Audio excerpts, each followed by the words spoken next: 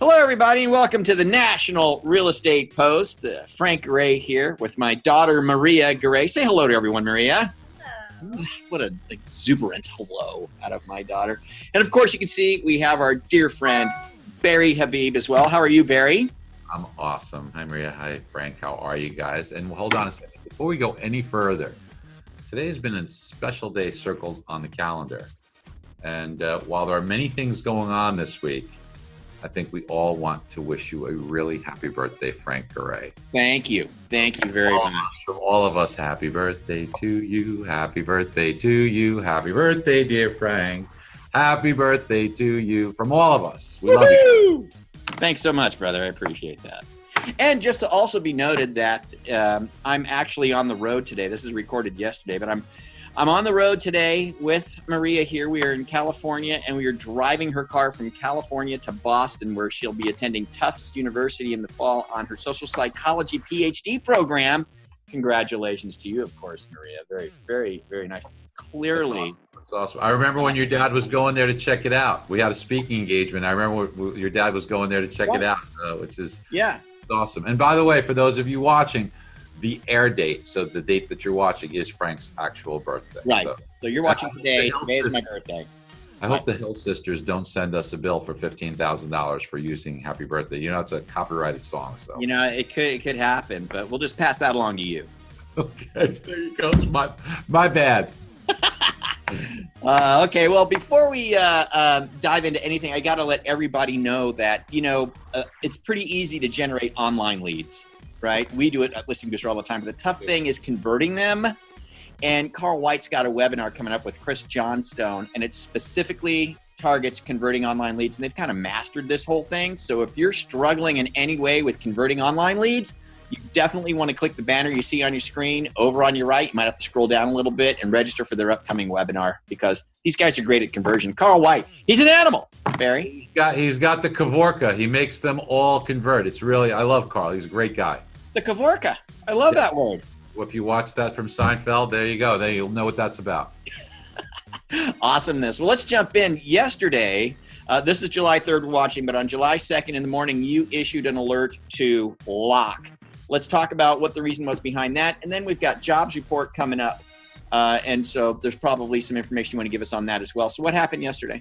So, just like we've been saying, you've been hearing me say this, that a little worried about July because the Fed's going to be ramping down yet again in what we call QT, quantitative tightening, where you're going to see the Fed continue to diminish its reinvestment in mortgage bonds. Remember, they were reinvesting about $50 billion a month between mortgage bonds and treasuries, mortgage bonds being about 40% of that, treasuries being about 60%. In October, they cut that back to, instead of 50 billion, 40 billion. We saw rates go up. In January, they said, let's cut that back even again to 30 billion a month. What did we see? Rates went up. In April, they said, we're going to cut that back from 30 to 20. What did we see? Rates went up. And now, right now, in July, that's going from, instead of 20 billion down to 10 billion a month. Wow. It's almost hard for the words to come out of your mouth and say, only 10 billion a month. So, boy, a billion here, a billion there. Before you know it, you're talking real money, right? Right. So, I think that if we see a repeat of history, we probably can anticipate a little bit higher push in rates. Now, remember, other things can happen. One of them, as you mentioned, is this Friday's jobs report, although I kind of got the feeling that this Friday's jobs report will be a good one, and we need to watch out for the hourly earnings component. I think I watch more the weekly earnings, but they announced hourly earnings. I like to watch what it is weekly because, look, hourly earnings, you'll pay somebody a little bit more in hourly earnings. It's true, but what you really will probably do is, if you're busier, you'll have them work more hours, first of all, right? So I watch the weekly earnings more than the hourly earnings, which the market likes. And I think that you could see a little bit of push higher in inflation there, and the bonds won't like that. No. Last week, kind of under the radar last Friday, we did get the personal consumption expenditure. It's an inflation report. And, here we are. We finally hit 2% on the core rate, the Fed's favorite gauge, on the Fed's target that they had at 2%. And the market just kind of didn't pay a lot of attention. It had like the summertime Friday blues and didn't really pay a lot of attention to that. I think that this inflation move up that we're seeing slowly but surely is going to weigh on bonds. And millennials, are certainly going to be thinking about this. You know, Maria, I'm thinking about you, and we talked about it, is your prospects for buying a home. And I asked you before we started, you know, how do you feel about the home buying process? Please reiterate exactly what you had thought and said. Yeah. What's your thoughts, young person? Okay. I think everyone around my age, millennials, just don't look forward to purchasing a house, even though it is probably a goal. It's a goal that's a little daunting, just because we don't make enough money for that.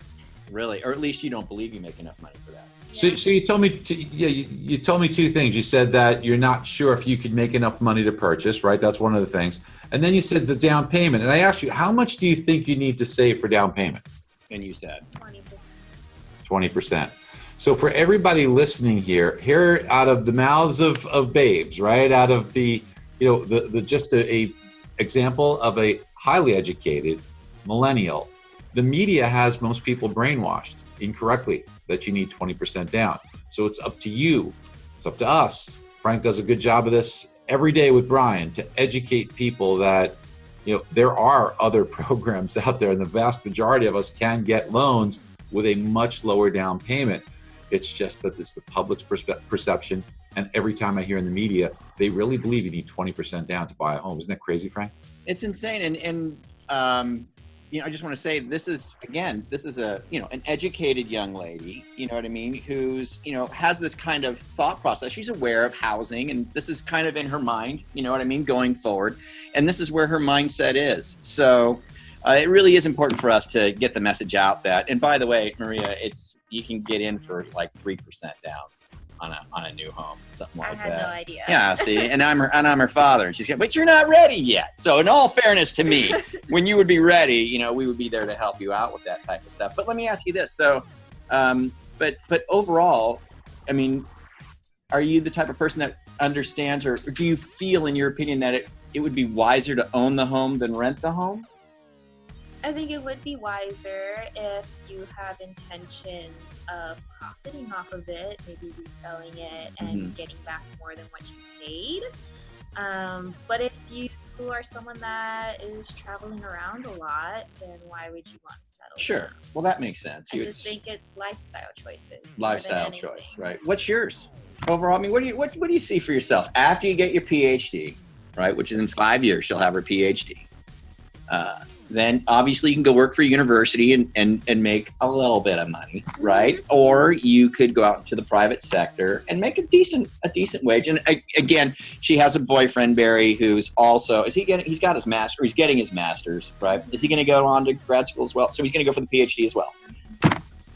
Couple of PhDs. So if you both go in the private sector, you know, together, minimum, you're going to be making, you know, $250, $350 a year combined.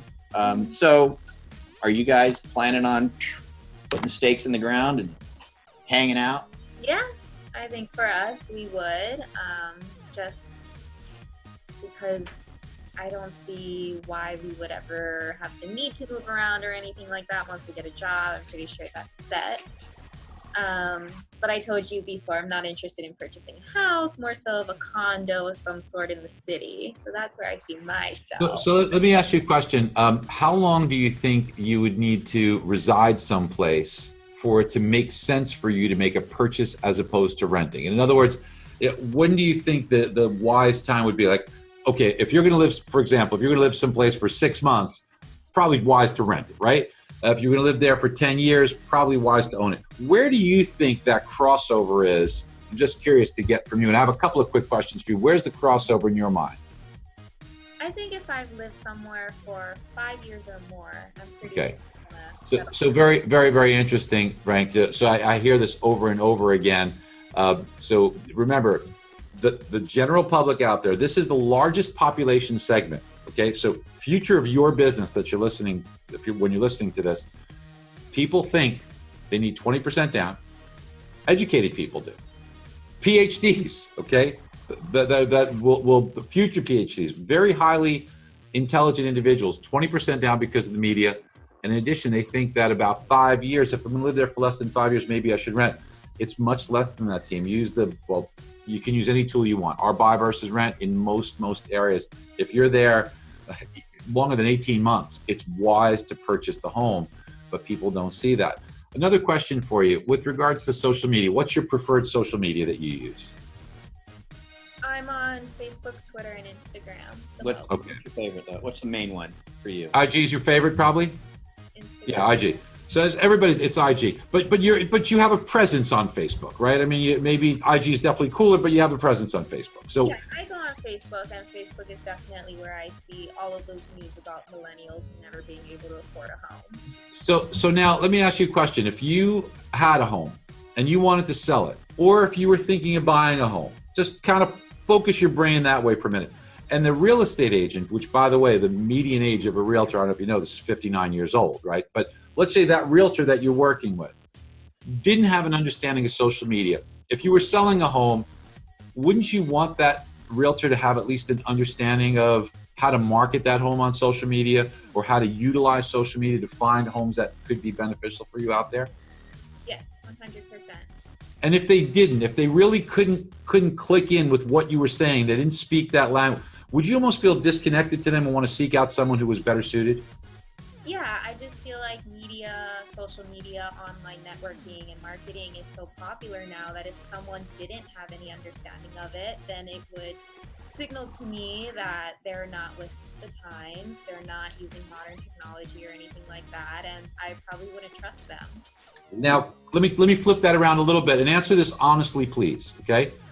What if they were 60 years old, but they were dialed in and they could speak that language and you could see they were tech savvy? Would you still feel pretty good about them, or would you feel disconnected to them still? No, I would still feel good with them. That means they took the effort to learn the new technology. They took the effort to be in the know in order to market themselves and their house. So they're putting in effort, and I would trust them. I hope that you're listening. I hope that this is incredible wisdom that can be learned from a very, very bright young lady who is just starting off, and God bless you, has an amazing amount of things that she's going to do ahead of her.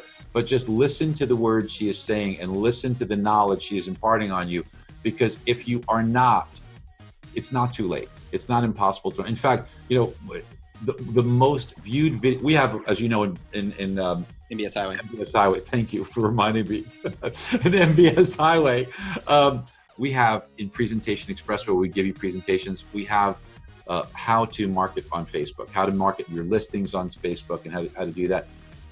That has gone viral. It's gone crazy. And when I speak to realtors, I ask those questions because I'll speak to a room with 300 or 400 realtors, and I'll ask honestly, who is doing it? And you'll see 8 hands. Hardly any. 8 hands go up. 8. Yeah. And I'm like, what are the rest of you doing? Yeah. They got this would you like to learn? Everybody wants to learn. Nobody's teaching them. Those of you listening, gain the experience and then become the teacher. You become an incredible resource. They need you. Awesome stuff. Awesome stuff. And of course, guys, we'll put the link to MBS Highway down below, so you can click there, try it out for a couple of weeks. You can get all those resources and learn, see what Barry's saying, and get out there and start educating your realtor partners out there who clearly, obviously need some education. We all do. And I got to tell you, I got a big education today. I'm sitting in between 2 extremely large brains right now. I mean, like this one's really big and that one's really big. And I'm like, look at, even my head is smaller than you think.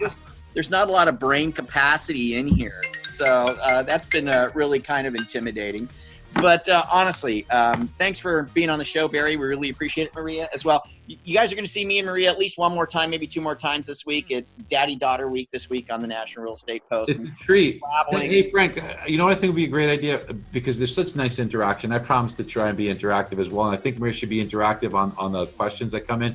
But I think what you should do, if you're watching this, is ask Maria a question that you'd like to know from a millennial and have Frank address that as the week goes on. Put that in there, and then Maria could kind of give her thoughts to you guys back on you can put it in there, but share with everybody, because this is fascinating to learn what the future holds for us in our business and what we need to be doing. It is absolutely wonderful.